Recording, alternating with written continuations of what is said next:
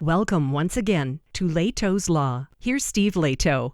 Got one of those stories that, if you think about it, is just horrifying, and you wonder how something like this could even happen. A lot of people sent this in to me. MoneyWise reports more than 350 gallons of home heating oil were dumped into this man's basement. Now, he and his family can't live there. The question is how much this disastrous mistake could cost. Victoria Visovsky wrote this.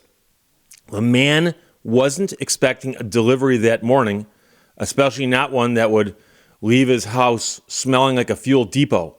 But when his wife and brother-in-law caught a whiff of fumes drifting up from the basement, they realized something was very wrong. Now, it wasn't a package that was misdelivered. It was 385 gallons of home heating oil mistakenly pumped straight into his basement by a driver who normally delivers the home heating oil. And he showed up not just at the wrong house, but was in the wrong city. So how that happened, no one knows. But the house number is the same, but totally different places. So delivery was meant for 48 Linwood Street in one city, and the truck, of course, went to 48 Linwood Street in another. And that's where this guy lives. The oil delivery driver pulled up to the wrong address, put 385 gallons of oil into a basement with no oil tank. And that, of course, is the problem. So now the families had to leave the home, and early estimates suggest the cleanup and repairs could cost as much as $200,000. And, it's kind of bizarre because I remember homes in my neighborhood when I was growing up that used home heating oil. And I remember seeing a big old truck pull into the driveway and a guy and it's almost like the trucks you see delivering gasoline to gas stations, a big old vehicle. And home heating oil. But that became less and less common as time went by, but there are places that still use this. So fire officials say the oil didn't just pool, it spread across the entire basement floor, raising fears it could seep into the ground beneath the home. The man's home still has an exterior oil fill connection in the spot where a delivery hose would attach, but the oil tank itself was removed 5 years ago, and the home was converted to gas heat. Now, some people are going to say, but Steve, why did they leave that connection in place? I don't know what the connection looked like or how it was still left in place. It might be that to remove it would have been difficult, but you think that they'd somehow cap it or cut it off or something. But there was a fitting on the outside of the house that you could connect the hose to and just start dumping oil in. The problem is that the tank was gone. So here's the thing. A typical delivery for a home would be 150 gallons to maybe 250 gallons. But apparently there is some kind of whistle that is supposed to notify the driver that the tank is getting full. But that whistle never went off because there was no tank to get full. So oil spills like this are unusual, but the ripple effects are anything but small. Beyond the chaos of cleanup, contamination can drag down property values for years. And that's assuming you can clean it up. Because if the oil is in the basement and the entire basement is soaked with it and then it's seeped into the ground outside, it might get very expensive to clean up. Massachusetts is not new to these risks. More than 650,000 homes in the state still rely on oil heat, yet only 7% of those households carry the specialized insurance that would help cover them if they had cleanup costs that were incurred because of a tank leak or an oil spill onto the ground. Of course, it wouldn't have helped this guy, because why would he carry that insurance if he doesn't have the tanks anymore? So here, the timing, of course, is horrible for this family. The man was preparing to host 20 people for Thanksgiving. And the holiday is now overshadowed by hazardous fumes, cleanup crews, and a question mark hanging over who is footing the bill. So cleanup is just the beginning because the family is also displaced. And that means hotel stays or long-term housing or whatever. I had a friend who had to have work done on their home where they had to move to another house for 6 months. And it's a full move. They moved everything like they were moving out of their house for the most part. Then 6 months later, moved it all back. I mean, most people, if you're like me, get the willies thinking about moving. Just the thought of packing everything up and hauling it over and unpacking it all, but doing it twice. So the president of ComTank, which specializes in tank installations, removals, and maintenance, says there is no quick fix.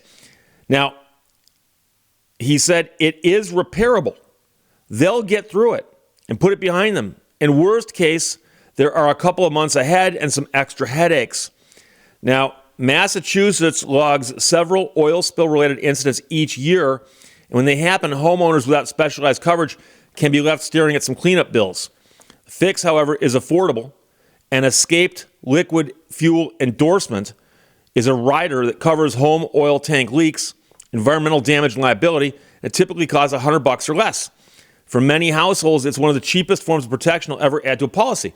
But again, if you don't have a tank, you wouldn't think to buy this. This isn't a leak, and this isn't a spill. This is much, much worse. And if a contractor ever damages your home, your homeowner's insurance may help cover repairs, but your insurer will likely seek reimbursement from the contractor's insurer. That's why the Insurance Information Institute recommends asking contractors to verify their coverage before the work begins. If they won't, consider hiring someone else. And again, this person just started allegedly pumping the oil straight into the house without talking to anybody. So you can't really ask them for stuff before you've met them. So for now, the Massachusetts Department of Environmental Protection and a local building inspector are investigating what went wrong, and the family has gotten temporary assistance from the Red Cross. So here's the thing. They're pointing out there's insurance you can get against this if you have these tanks. You probably should get it. If you don't have the tanks, I can't imagine that you'd buy that insurance. So I'm hoping that the company that did this is collectible, because it is such a clear-cut case of liability that you think the only thing you're going to fight over is valuing the damages. That is, how much is this person entitled to for this? And here's the problem. Take a snapshot right now in your head, if you live in a home with a basement, of all the stuff that's in your basement. You have no warning, but everything in your basement is gone. Let's just do that as an example. Everything in your basement is gone. Now, it's true that if you got stuff stacked up on shelves, it might be everything that's, within a foot of the ground is gone. But all that stuff that's gone, how much of it can you put a dollar value on, and how much of it is sentimental value? And we've talked about this before, that all a court can do is give you money. They can order someone to give you money. They can award money.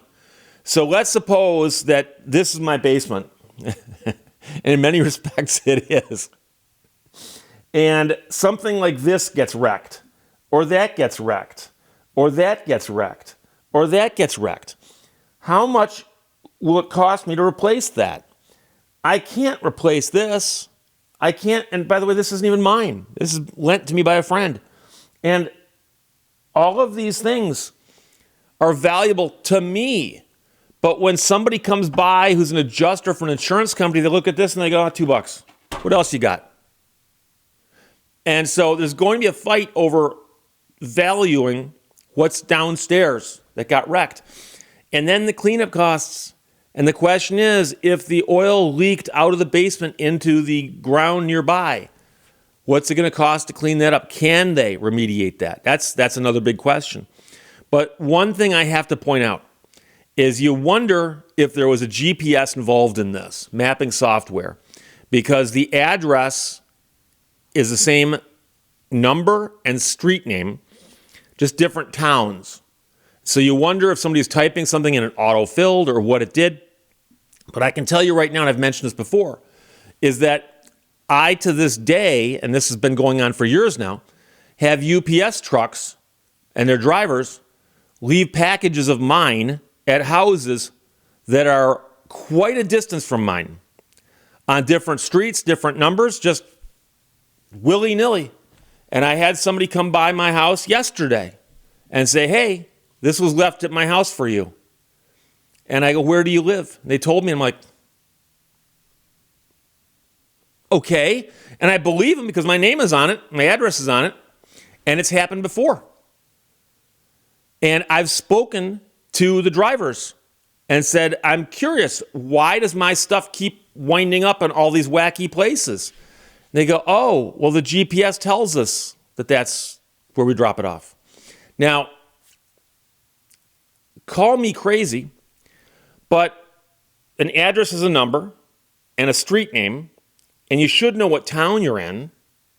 And in my case, they're dropping it off at different numbers and different street names. Now, in this case, same number, same street name, but different town. And so somebody made a gigantic mistake. And unfortunately, if the guy had capped or done something to where that hookup wasn't there, this wouldn't have happened. But that will not affect the liability here. I'm convinced of it. Now, possibly Massachusetts has got some different laws I'm unaware of, and I'm not licensed in Massachusetts. This is not legal advice. But it seems to me that if somebody pulls up to the wrong house and starts dumping oil into the basement, they can't say, I did it because that connection was there. That connection was just one link of many. And there were several mistakes made long before that. And that connection wasn't like enticing you. Come here, come on, dump some oil. No, that's not how that works. So it's too bad. And you might want to consider, if you've got a disconnected hookup like that, but the hookup is still on the outside of the house, you might want to do something about that. You might want to. But I feel for this guy, because even if he wins, even if everybody negotiates in good faith, even if everything, it's still going to put him out quite a bit. You know, how do you get the smell of home heating oil out of your house after it sat in your basement for a while? Can you? You know, so I know there's companies out there that advertise that they can remediate almost anything that happens to your house. I'd like to see what they do here, because I have a feeling it's going to be quite complicated, if it's even possible. So MoneyWise published that Victoria Vasovsky wrote it. More than 350 gallons of home heating oil were pumped into this man's basement. Now he can't live there. And the question is, how much it's going to cost to clean up, and whether it can be cleaned up at all. Questions or comments, put them below. Let's talk to you later. Bye-bye. Thank you for watching Lehto's Law. Live your life like you're the hero in your own movie.